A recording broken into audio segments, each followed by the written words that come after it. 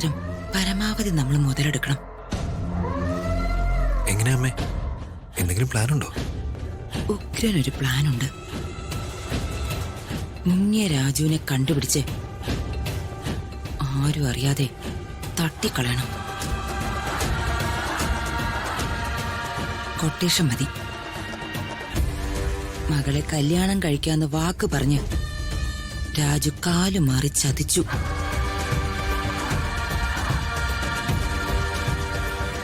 ആ കൊലക്കുറ്റം പ്രതാപന്റെ പടലേക്ക്,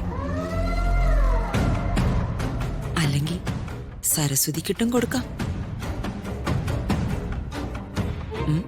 എങ്ങനെയുണ്ട്? സൂപ്പർ.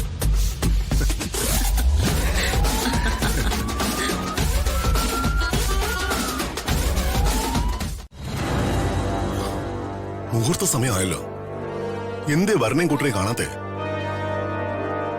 ഏട്ടനോട് ഞാൻ ഇതെങ്ങനെ പറയും? എന്റെ ദൈവമേ,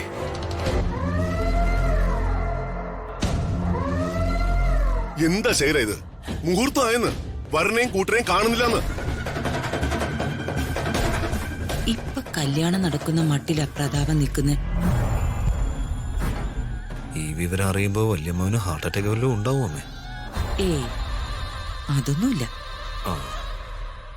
അവനെ മകളോട് ഒരു അറ്റാച്ച്മെന്റും ഇല്ല. അങ്ങനെയല്ലേ ഞാൻ അവനെ ഒതുക്കി വെച്ചിരിക്കുന്നത്. രാജു മുങ്ങിയെന്ന സത്യം നമുക്കങ്ങ് വിളിച്ച് പറഞ്ഞാലോ അമ്മേ? ഇവർക്ക് അമ്മയ്ക്കും മകനും സന്തോഷമായി. ഇവരിപ്പോ ഏട്ടനോടത് പറയും. ഈശ്വര,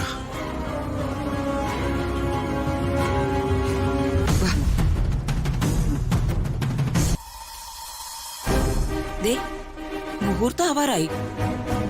ഇതെന്താ രാജുവും വീട്ടുകാരും വരാത്തെ?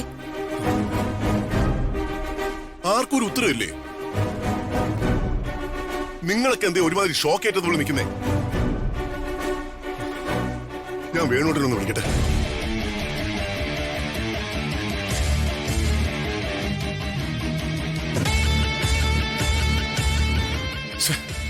ഈ വേണോട്ടനും ഫോൺ എടുക്കുന്നില്ലല്ലോ.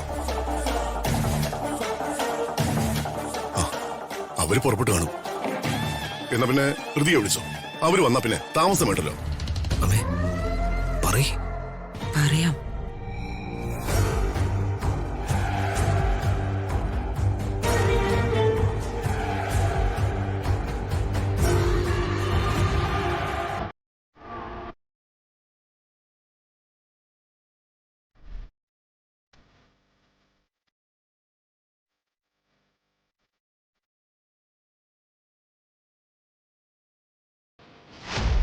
ഇവിടെ എല്ലാവരും എല്ലാ കാര്യത്തിനും സ്ലോയാ. ഇനി ഒരു മിനിറ്റേ ഉള്ളൂ മുഹൂർത്തത്തിന്. ചെറുക്കന് അവന്റെ ബന്ധുക്കൾ ഇതുവരെ വന്നിട്ടില്ല.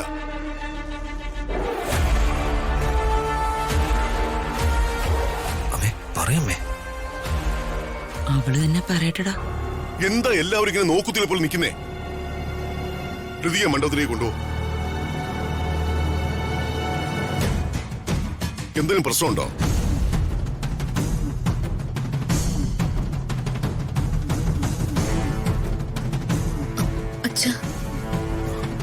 എന്താ മോളെ?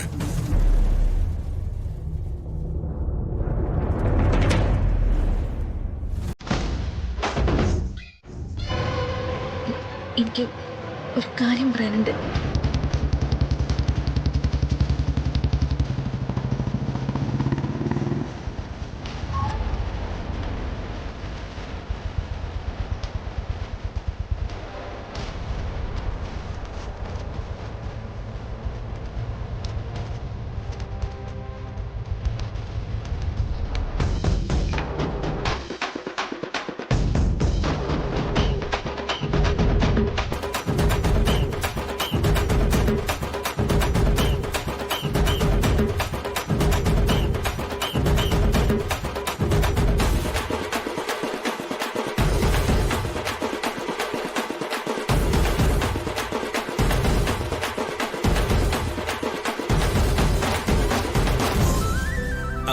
മോളെ, ഏട്ടന് ദക്ഷിണ തരാനാ ഇവിടെ വന്ന് ഇങ്ങനെ നിന്നത്.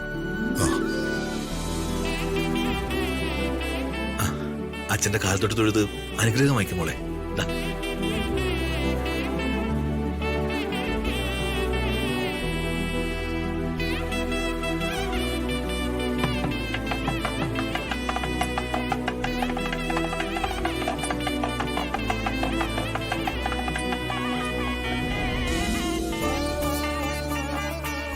സൗകര്യങ്ങളുണ്ടാവും.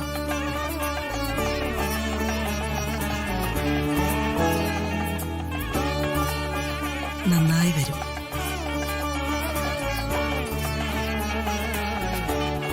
ശരി, വരണ സ്വീകരിക്കും. പെണ്ണിന്റെ ആങ്ങളെയാ വരനെ സ്വീകരിക്കേണ്ടത്. ദീപക്കെ വാ. എനിക്ക് വരാനൊന്നും പറ്റില്ല. നീ വന്നേ പറ്റൂ. വാ. ദീപക്ക് വാ. ചെല്ല്.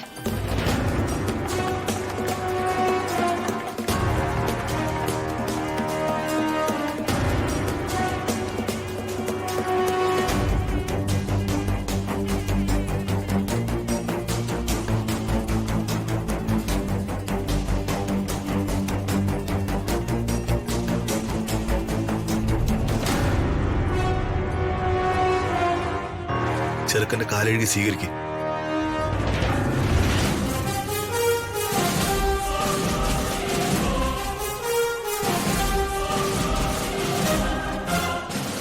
വേഗം ചെയ്യടാ, മുഹൂർത്തത്തിന് സമയമായി.